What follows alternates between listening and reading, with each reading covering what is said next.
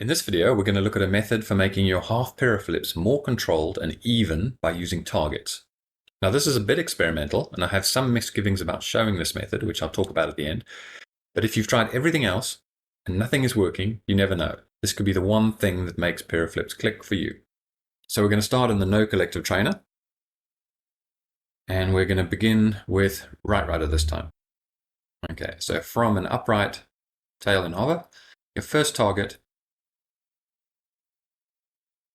is that. Now the way we're going to get there is we're going to go forward elevator and right rudder at the same time. Slow. And then as the main shaft skews, we're going to add aileron to try and keep it straight. And you're going to try and balance the elevator and aileron so that the main shaft goes over completely straight, doesn't veer left or right, and you end up in this position. So forward, right rudder, add a bit of aileron to keep it straight. So you end up in this position. All right. And if you overshoot, let's say you end up over there, you want to bring it back straight away. You want to straighten it up, get it absolutely perfect. And there's a couple of reasons for this. One is that you're actually learning to control the model in a weird orientation that you may not be used to. And the second is that you don't want to create bad habits from bad habits. So if you've done the first part and you've overshot and you're now going to move on to the second bit, it's not even because you're doing too much rotation in the first and then you're trying to fix it in the second. So what we're doing is we're going to try and aim, keep that main shaft dead straight, try and aim to hit absolutely perfect. Boom horizontal, main shaft pointing straight away from us. And nice and perfectly knife edge. So after that first position, that first target, we're going to go to tail in inverted. From that position, right rudder roll, add elevator, more and more elevator, and it should end up absolutely straight there. And once again, if you overshoot and it comes here, just correct it. If you overshoot, just correct it. And correcting, well, making it in a perfect position here, you'll learn so much because it's just an odd orientation and it's just things you never really learn. So dead smooth, keep that main shaft straight, make it nice and even so that we end up perfectly in the spot there. Right, now we're going to go for third position and we're going to start with right rudder again and we're going to flip away from us. And as the main shaft skews, you're going to add aileron so you end up in that position there. So from here,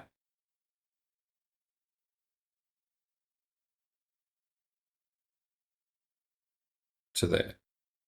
So we're going to start right rudder, flip away, add aileron to there. Right, so if we add right rudder, if we start with right rudder and the flip away and we just hold that position, you can see the main shaft just skews off like that. So what we're doing, we're going to start with right rudder, flip away, and then as the main shaft starts skewing, we want to add roll. So we end up in that position there. And it's not quite straight, so let's straighten it out. We don't want to build bad habits on bad habits. There we go. And then the final part is we're going to aim for tail in upright. So roll away and right rudder. As the main shaft skews, add forward elevator. So we hit that mark there. Straighten it out. So back to there.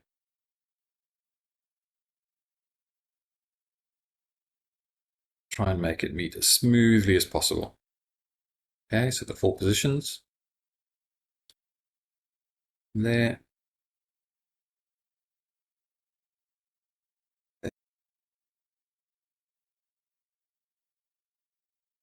Straighten it out. And there. And this will really work you hard. I think it'll really stress your brain, which is great. So we're learning. So once you can do those and you can kind of hit those marks really well, you can play with speeding it up. Slow the pause down so there's very little pause. You can then try without the pauses. So do it really slowly hit the target, don't stop, hit the target,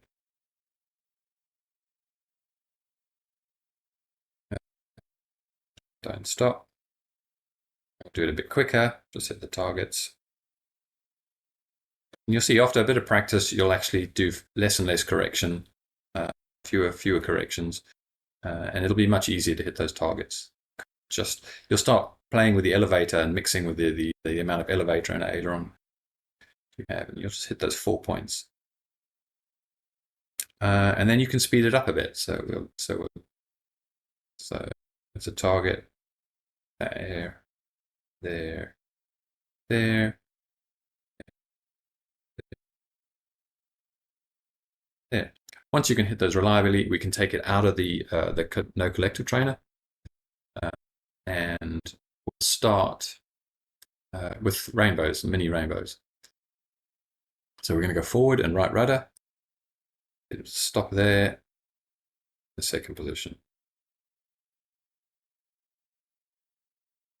So you're going to give collective just to get it going up, hit that first target, and then hit the second target. Collective, first target, back off the collective, second target. Rainbow, back,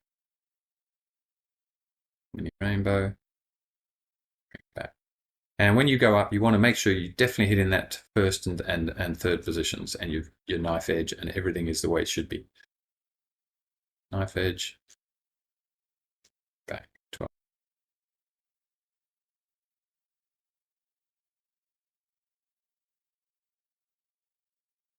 And then you can start making it flow, so you can make it continuous.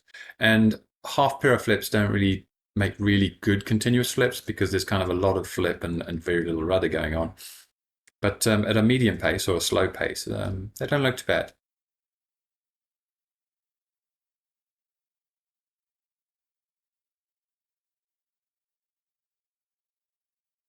Not bad, not bad. So if we put the model down, go into the no collective trainer, and now we're going to do left rudder. So it's going to be a similar thing, but that first target's going to be with the nose the other way. So from here, we're going to go forward, left rudder. And as that main shaft skews, you're going to add a bit of aileron to get it, keep it dead straight, and hit that first target. Nice and smooth. Play with the elevator and the aileron to get it to come over and meet that position absolutely correctly. And if you go too far, the tail goes too far, position it, bring it back, get it absolutely perfect.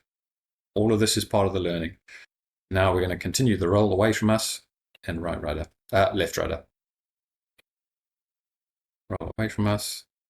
As the main shaft skews, bit of elevator just to make it straight to the second position. So from there to the second position. We try and meet it nice and smoothly, make it perfect. And then we'll carry on. So left rudder, flip away, add roll or aileron. Absolutely perfect. Straighten that up a bit. Go back, do it again.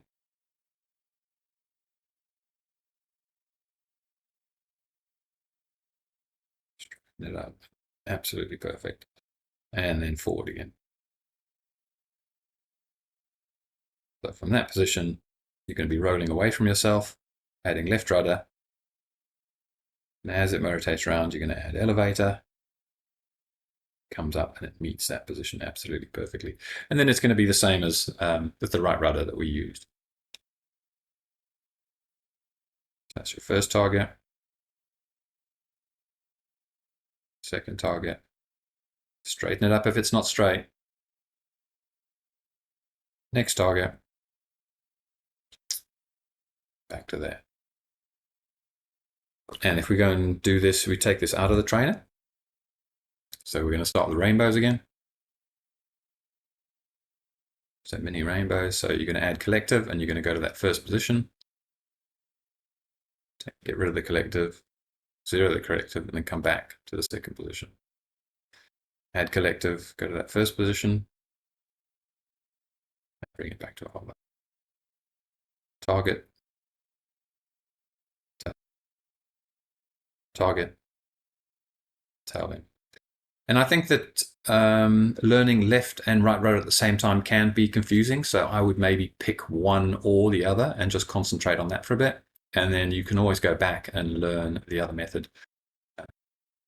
And because it doesn't take a huge amount of time to get these right, it's not difficult to add the other rudder direction.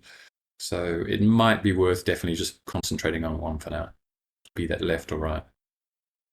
So what do I have against showing this method? Well, as Oggy says, flying helicopters is supposed to be fun, and following a step-by-step method like this doesn't seem like fun. And it feels a bit like orientation training. However, if your piroflips are making you unhappy, and think of this as a temporary stepping stone to getting full control and making progress, then I think it's a good thing. It won't take long in the sim to get to grips with this. It won't damage your current flying in any way, and hitting the targets is a temporary thing. After a while, it will start to happen naturally, and you won't be aiming to hit them anymore. And when things don't look right and you're not sure what's going wrong, it's now easy for you to identify where it's going wrong, because you can go back to the targets. So in conclusion, this is definitely experimental, so I'd be very interested to hear what you think about learning like this. I created a series of images for you to use as a reference, and there's a link to those in the description below. And I'm hoping to hear some really positive results from using this method. Until next time.